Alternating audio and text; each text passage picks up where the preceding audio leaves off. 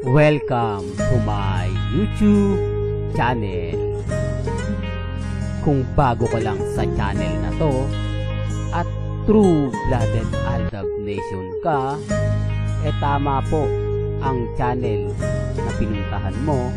Kaya considering na po kitang bagong subscriber. At huwag mong kalimutan pindutin yung bell para lagi po kang updated sa bagong video na ilalabas ko. Salamat po sa iyong pag-click sa channel na to.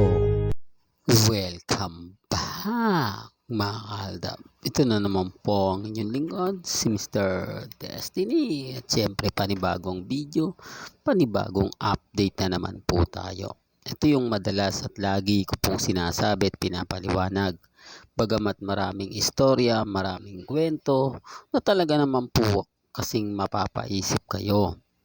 Gaya nga po ng mga komento about kay Maine Polkerson. Totoo naman po ang mga sinasabi ng mga nanonood po ng live sa Itbulaga. Sinisigundahan ko lang po mga kaaldab. Sabi ko nga po sa inyo, ako yung magiging dummy account para po sa Aldab Nation.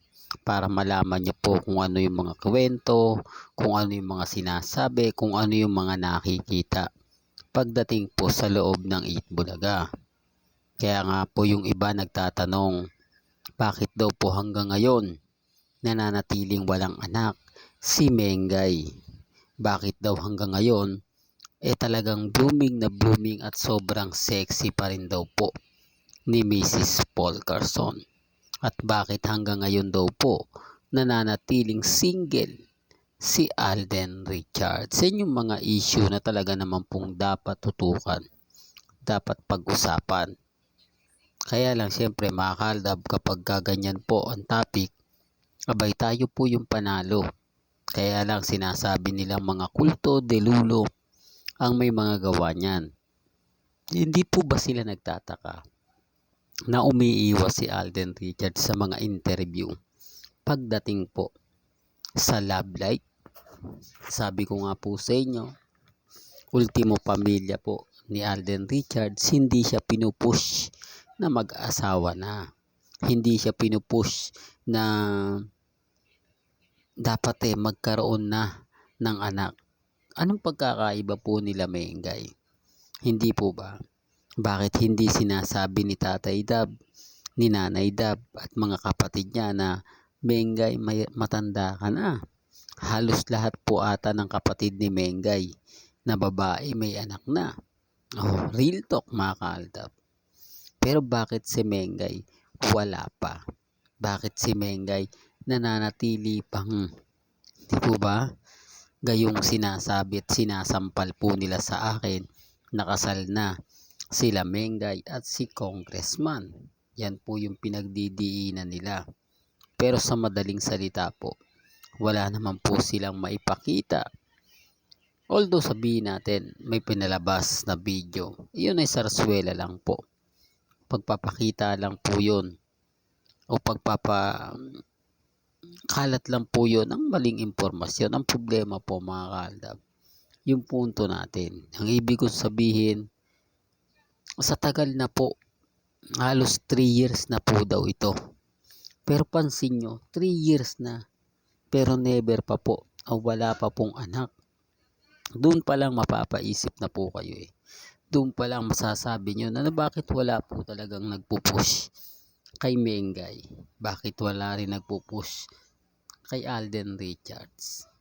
Mga katanungang grabe, di po ba? Kaya common sense na lang po sa mga nagagalit sa akin, sa mga naiinis sa akin, sa mga nagsasabi sa akin na ganito ganyan. Di po. Tanggapin nyo na lang po yung katotohanan. Tanggapin nyo na lang na tapos na, di po ba? Tapos na yung sarsuela. Inaantay na lang po natin yung announcement ni Maine Polkerson. Kayo na nagsasabi o kayo na magpapatotoo at magpapatunay na talaga naman pong wala nang ganap, wala nang update na kung saan nga po inaabangan ng mga armin. At kay Alden Richards, ulitin ko, may edad na po si Alden.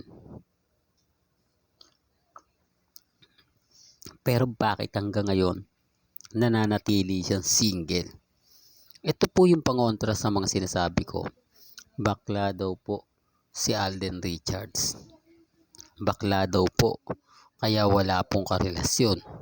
Nalaman daw po yan ni Catherine. Kaya daw po hiniwan ni Catherine si Alden Richards dahil bakla raw. Di po ba? Mapapaisip naman po talaga kayo mga kaaldab, no? Bakit nila ginagawa yan? Bakit nila sinasabi yan?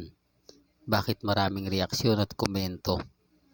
O, doon pa lang po mapapaisip na eh. Kaya lang siyempre sinasabi ko to para lang klaro. Hindi lahat po ng mga artista o ng mga fans pumapabor po sa mga nagaganap at nangyayari kay Alden Richards. Di po ba? Real talk to mga kaaldab. Ganun po yung komento nila. May yung mga ibang netizen sinasabi nila na kung tanda-tanda na ni Alden Richards wala pang anak. Baka bakla talaga yan. Normal lang po yung komento na gano'n ha. Normal lang po yung kasi nga po yung edad ni Alden Richards talaga naman pong nakapagtataka, nakakapagduda. Nasa edad po niya yan, sa sobra niyang gwapo, sobra niya pang mayaman, di po ba?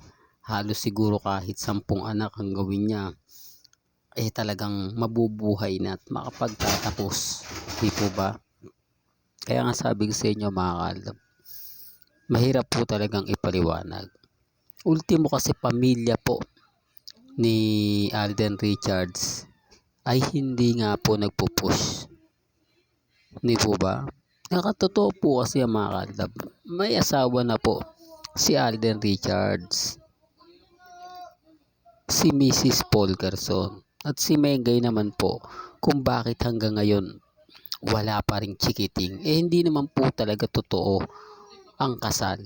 Kasal serye lang po yun. Marami rin po nagpupush kay Mengay. Marami rin nagsasabi na sa ganda po ni Mengay, bakit wala daw pong anak. Ilang taon na po daw si Mengay. Ilang taon na rin daw po si Congressman. Pag umabot na po ng 40, di po ba? Yung pa lang po mga kaaldab, nakakalungkot eh. Di po ba? Nakakalungkot dahil hindi mo nga talaga alam yung mga magiging komento. At karamihan po, pambabash po talaga. Kayo na lang po mapapaisip, di po ba? Kayo na nagsasabi o kayo na po nakakita na sobrang ganda ni Mengay. Kayo na rin magsasabi na 3 na po o magdadalawa na yung mga anak na mga unang kinasal o kasabayang kinasal ni Mengay at yung mga nauna pa po o yung baguhan ng kasal. Pero sabi ko nga po sa inyo mga kaaldab, ang dami pong mga update ganap na talagang napakasarap po magbasa, manood, makinig. Kaya lang syempre andun na po yung point mga kaaldab na hindi po talaga nila tanggap. Hindi nila matanggap na hindi po talaga pwedeng magkaanak sina Alden Richards, si Maine Polkerson at si Congressman. Bakit si Congressman hindi po nila mabash? Bakit si Congressman hindi po nila totally matira? Hindi po ba? Kaya nga sabi ko sa inyo, andun po yung point mga kaaldab na mapapaisip po talaga kayo. Andun yung point na titignan po ninyo at makikita. At doon nyo makikita kung sino nga po ba talaga ang nagsasabi ng totoo. Paulit-ulit itong sinasabi para po magising po sila. Pasensya na po sa mga mami, sa mga titas, sa mga senior. Alam nyo na ito lang po yung magiging paraan ko. Ito lang po yung nakikita kong dahilan, rason kung papaano ko sila pababagsakin sa pamamagitan din po ni Maine Polkerson.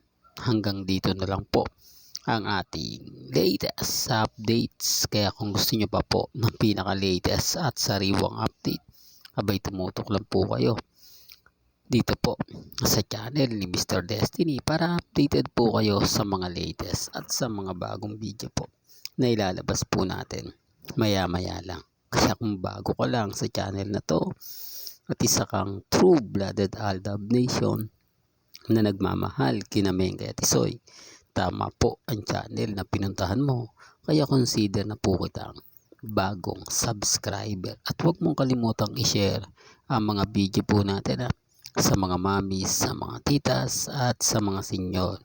Hanggang sa muli, salamat po sa panonood at pakikinig.